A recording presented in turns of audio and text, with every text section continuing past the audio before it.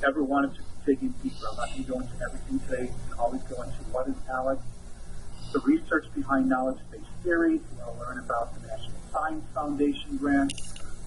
All of that stuff is here, including the articles that have been published about knowledge-based theory. Unlike traditional programs that just give you questions, and they can't make inferences at all about what students do. The only thing you can do is tell you that they have a question, right or wrong.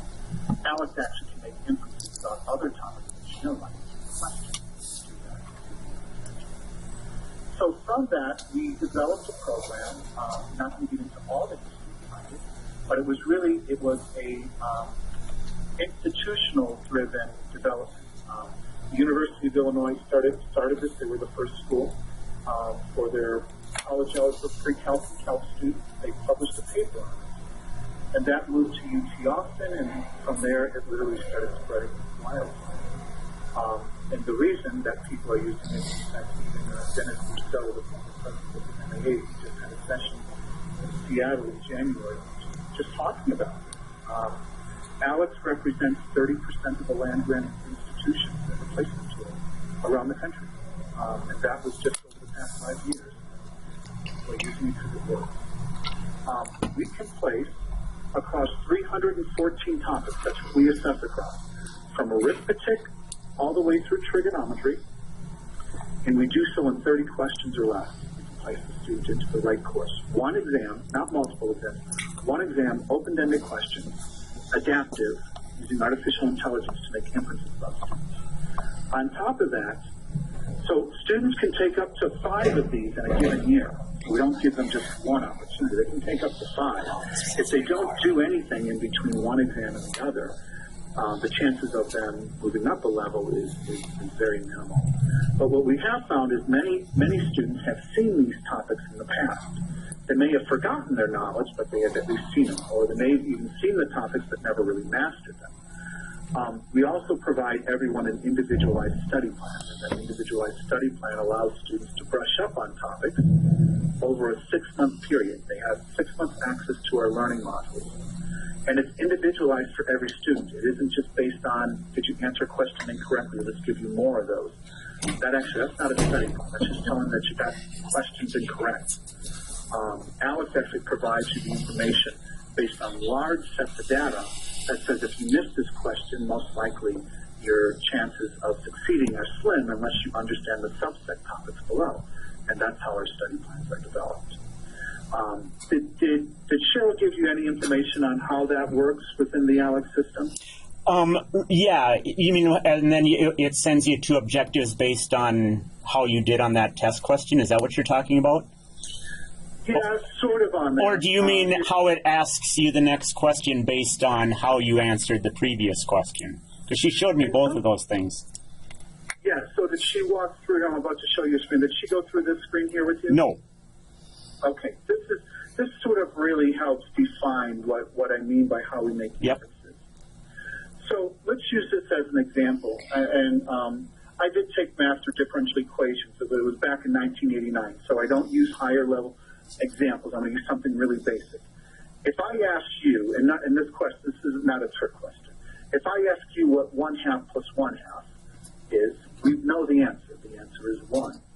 And if you understand the basics of adding and subtracting fractions, I don't have to ask you what 55 plus 55 is. I can make an assumption that you understand how to add and subtract. So if you're able to answer this question here, GHI, we know that the only way that you can answer that question is by understanding the subset topics below. By the way, this is true for the course product too. And then the questions that you see here on just above this GHI, AJHI, and CIGH, these would be the questions on the outer fringe that students actually, when we develop a study plan, these are the questions that you would need to study next. And we know that about, when we provide students questions, we provide them at about a 92% rate that we know students understand how to solve those next questions. So, right, because math is a building block type structure. And that's actually how the program works. So when we started doing the placement exam, we were drawn into it from the University of Illinois originally. And it wound up going to UT Austin. All of them have published papers. These are not white in Primus. The MAA has documented the results. And as is UC Boulder and Penn State and numerous other institutions around the country, they're publishing papers about the efficacy of this placement tool. We can place across arithmetic all the way to Calc 1, 314 topics. We do so in 30 questions or less. If the student is not prepared for a particular course or the course that they wanted to go to, we then provide them a study plan. And that study plan is based on what you see here on the screen. This is a really basic example, but you get the gist of how we develop those study plans. So what we have found is that many students, as I commented before, it's not that they haven't seen these topics before, but sometimes they just need to brush up. And what we find is about 80 to 85% of the students that use the learning module after taking the placement exam, they move up a level in course. There's been a paper that is about to publish, William Rainey Harper College, which is a community college here in the Chicago area. We didn't know that they were going to do this, but they teamed up with the education department at Vanderbilt University, and they did a blind study in the summer of 2014. And that study is going to publish, I don't know what journal that's going to be in, but I actually have a copy of that paper. What they found is, and this is the bash on any other program, but they were using Compass. We know that Compass is going away. If you were a Compass school, it's going away. And what they found is that the people who they did this as a blind draw when students were coming in. 1/3 of the students used Compass, 1/3 used Aleks. The other third, the last third, used Aleks and were mandated to use the remediation to take a second exam. They wanted to see what the results were going to be between all three subsets. What they found was that the students who used Aleks, 20% of those students placed higher than what the average Compass student did. And we found that in many instances, these standardized exams that have been used, not only do they overplace students, but we also find that they also underplace students, both of which are damaging to the student. And what Aleks provided was an accurate placement exam the first time and an opportunity to brush up and move into a higher level course. On top of that, they also found that the students that used the Aleks placement exam, not only did more of them place higher, they actually outperformed the students that used the Compass exam. And then the third piece, which was the most interesting piece, is the students that used Aleks for their placement exam, 22.5% of those students were retained compared to the Compass. So when we talk about retention rates of students, as we all know, the success in the first math course is a great indicator of whether a student will stay on campus as a student or not. And they found that they had a 22.5% increase in retention rates when they used the Aleks program.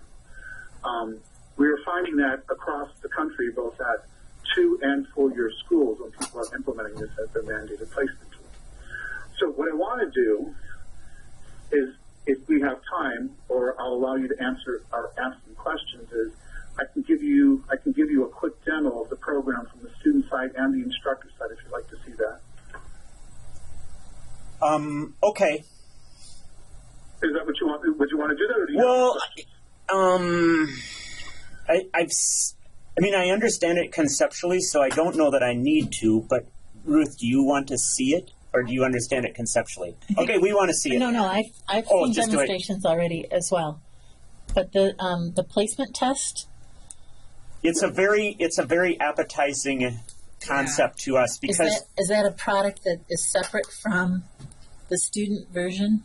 Oh yeah, totally. He just works for the placement part of Aleks. Okay. He does not work for the course thing. So see, here's the situation that we're facing, Rich, is we've got several issues that we're trying to conquer at the same time. One of them is, how do we get students into the right course, which is the question that you're going to be able to answer for us, I believe, as far as your product is concerned.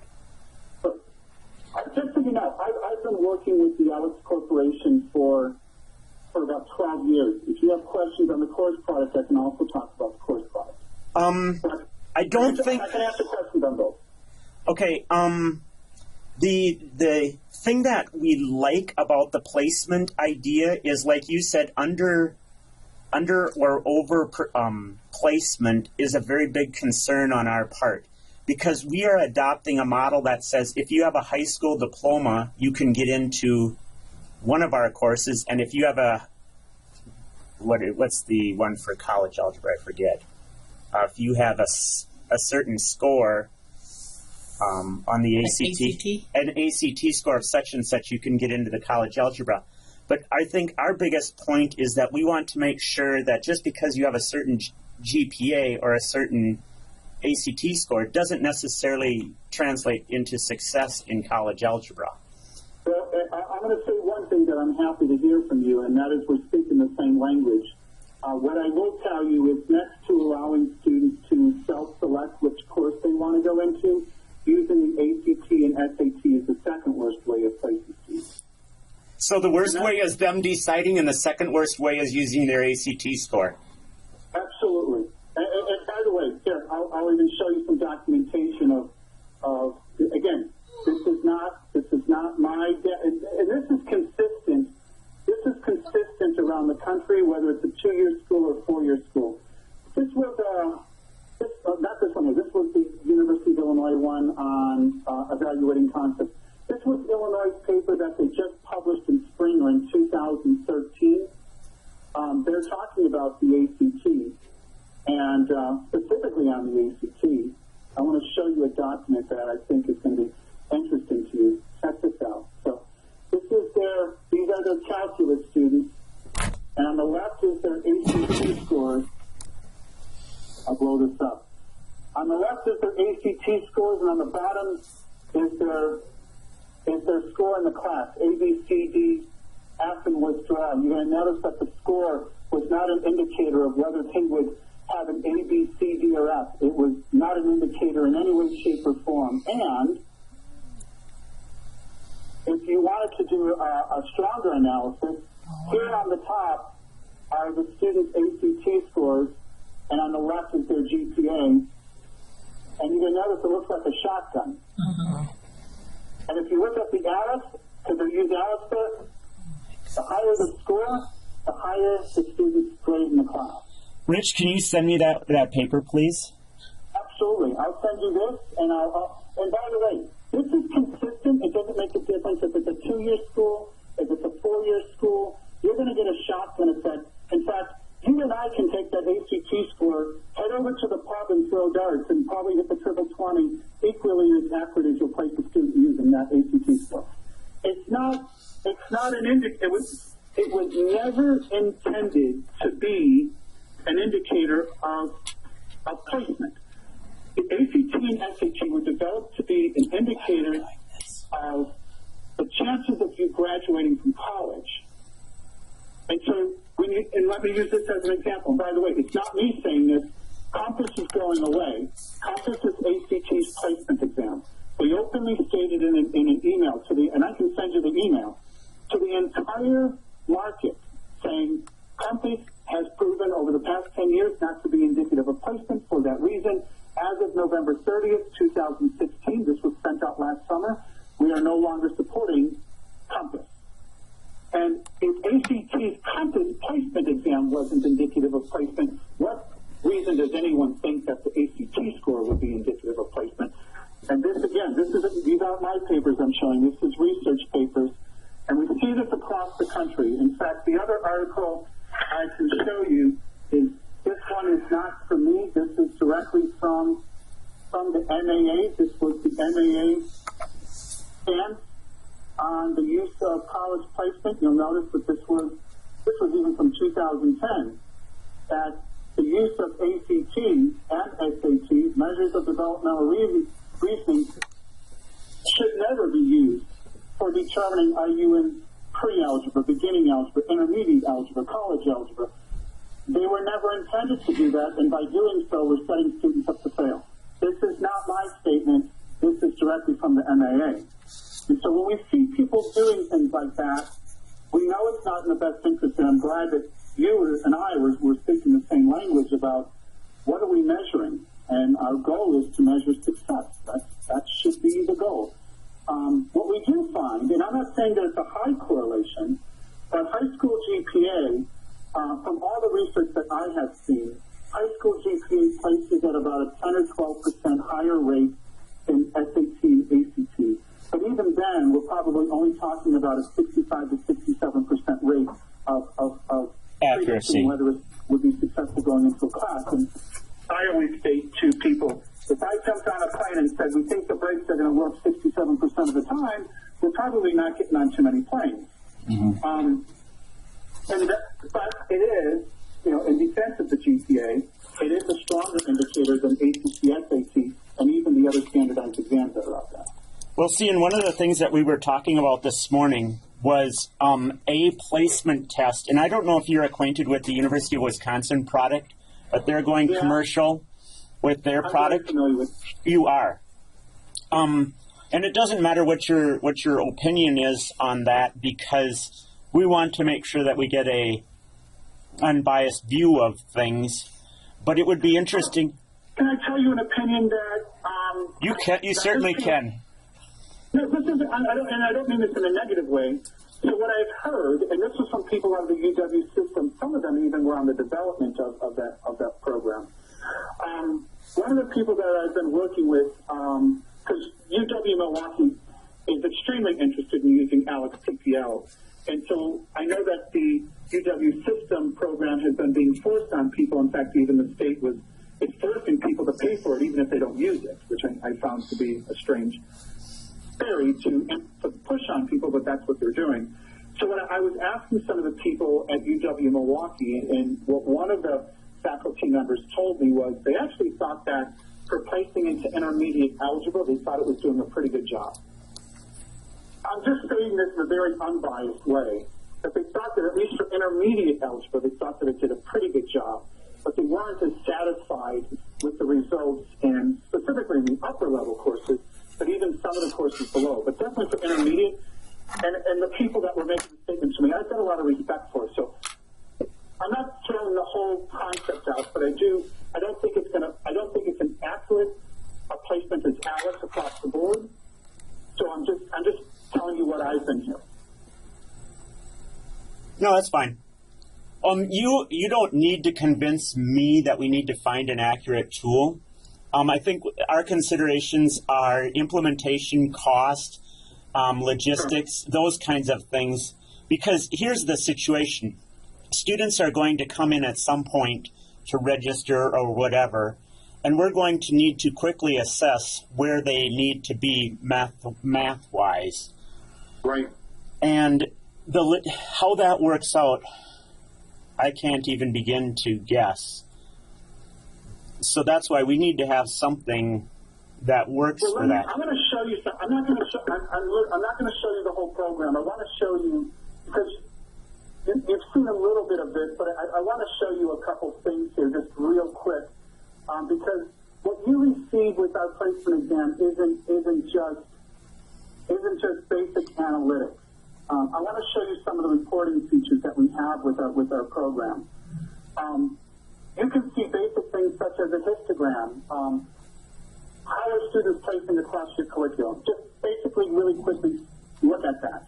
So one of the reasons that this is important is as you're sitting here hiring full and part-time faculty to teach courses, this allows you to quickly depict how are students placing and start making arrangements along the continuum of how many sections that you may need for a course. It also gives you a nice depiction of how students are just doing in general. The other piece that I want to show you is this comprehensive cohort report. When you're finished giving a placement exam, you have the ability to look at all different placement exams, the most recent, the best, or all placement exams for every single student. You can then bring down the more granular level pieces of what you were assessing across, including what they did in the learning module. And you can send that diagram to yourself. It actually will come to you in an Excel sheet, and I want to show you what it looks like. Because it is a really cool placement. It really is accurate. But it also provides you a whole lot more than what you would receive in any other placement tool that's available. So let me show you just quickly what the types of things that you have. You will see every single student, how many times they took the exam, when they logged in, was it proctored, was it unproctored, because you can do it in either way. How much time did they spend in the exam? what were the placement results, you can look at the first exam to the second exam, but you will then be able to look at the more granular concepts across every single section, from whole numbers, percent, proportions, geometry. What are the percentage of topics that students have mastered in each of these subsections? All the way through trigonometry. You did all of this analysis, and what were they doing when they went into a learning module? So if they were brushing up on topics, where did they start, where did they end, how many topics were they learning? All different types of analytics. And on top of that, we can break it down even further than that, and that is some of the stuff that you may have seen with our course product. We also have here. So if you want to break it down even further to see what students were doing, you can go into how the students were learning, and look at the more granular aspects of things, such as, let's say you want to look at real numbers and algebraic expression. It'll give you the names of the topics, and again, if you click on them, you'll be able to see them in real time of what examples of these questions may have looked like. If this one pops up. Hold on a second, let me get this out. Click on that again.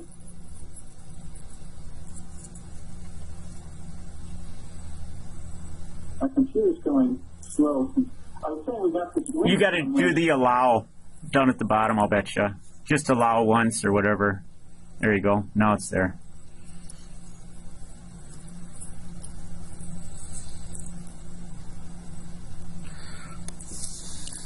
Yes, so there we go. It'll give you an example of what that looks like.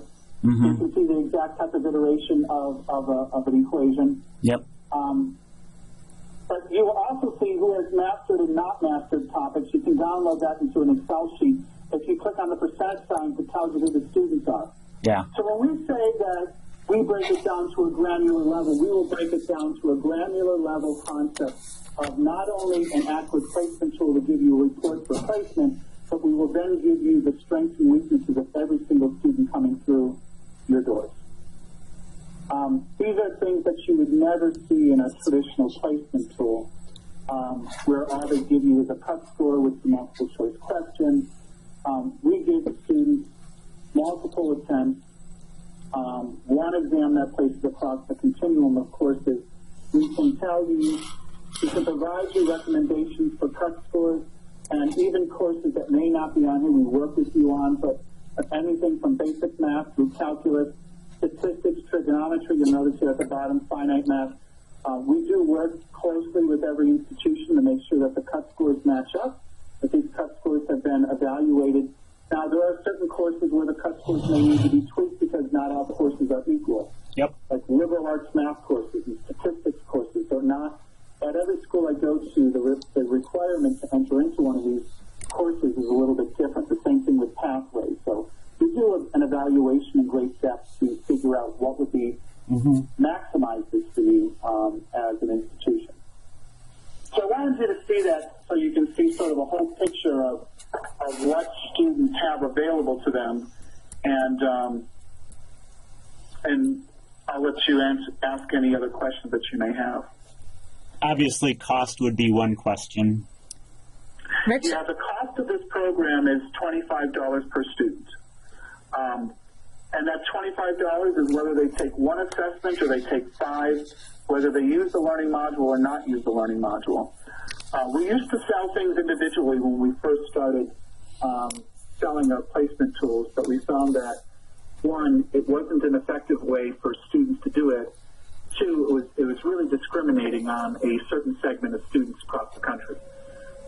What I mean by that is, and this actually came from Mike Rainey, who's the dean at UT Austin. When we were initially selling this, we were selling this at $10 for each assessment. So if a student took the first assessment, if they weren't happy, they can buy access 6 weeks to an individualized study plan. That was costing the student $30 for 6 weeks access, and then they would pay another $10 to take another placement exam. As Mike said, that wasn't wanted, even though from a parent's perspective, to be able to move up a level in class, it's a huge cost saving. But as Mike said, it was really discriminating on many students. And it was discriminating on them based on their financial well-being. If a student didn't have a credit card, they didn't have the same opportunity as the student next to them to test out of a course. meaning save 6 months in the classroom, save the tuition and fees, including book fees, and the other student didn't. So he said every single student should have multiple opportunities. We also want to provide everyone access to the learning module. So we came out with the pricing structure. We have not had a price increase on this since we launched this model out in 2008. And the same price since then, and we're not planning on doing any increases on that.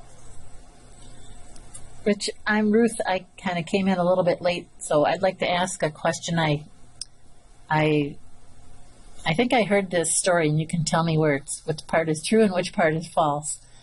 If the students paid for the placement test and got their results, would they be able to, like, pay an additional fee and then have access to the Aleks that is appropriate for the course that they placed into?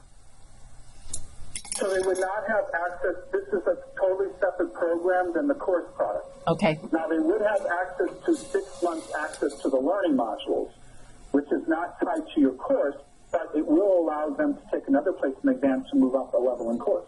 But the modules, I'm sorry, Rich, the modules that you're talking about, though, are the same ones that you would access through a course. You would just access them a different way, correct? Yes and no. So let me talk about some of and I'll actually show you the ones that are available. The modules that are available to students are here. Prep for beginning algebra, intermediate algebra, college algebra, pre-calc, and calc. These are the modules that are available. Gotcha. They cannot be customized. They are what they are. There's pros and cons to using PPL. For people that have bridge programs and things like that. So there are some features and functionalities of PPL that are not in the course product, and there's features and functionality of the course product that are not in PPL, such as you don't have the ability to go into a module and assign a homework assignment. Gotcha. You can't do that in PPL. You can do that in the course product. Yep. You also cannot assign, like, a quiz. You can't assign a quiz in PPL. Yeah. Where you can do that in the course product. And once the student is in a module in PPL, that's the module they have to use, whereas a course product, you can have them jump from course to course with the same access code. Okay. Pros and cons both, but this is truly meant to be a placement tool and also a remediation tool for the students. But we could take the individual student results and kind of translate them into a course? Oh, absolutely. Yeah, we have cut scores for you to do that. Well, I was thinking more at the granular level, that we could see what parts of prep for college algebra they really need, and go to the college algebra course or the pre-college algebra course and take the results and map them for that individual student.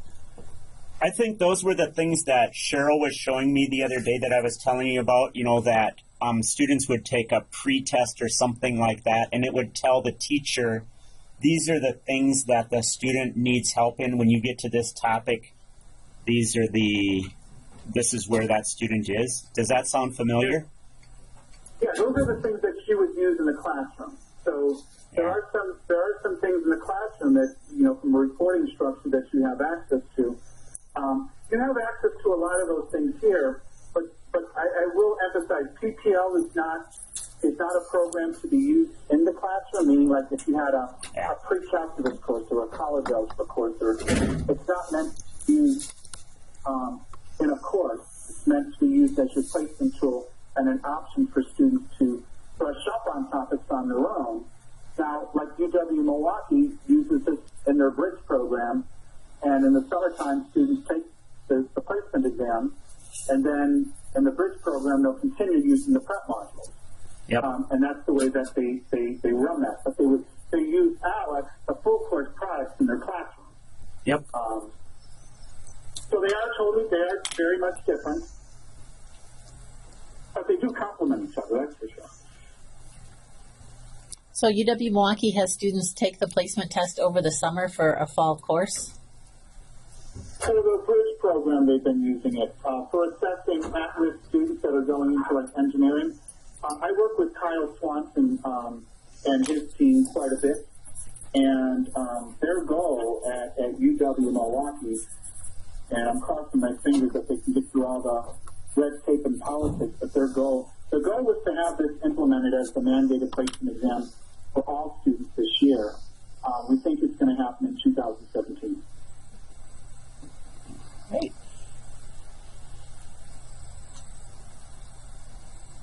Any other questions? I think I'm good. Okay. Okay.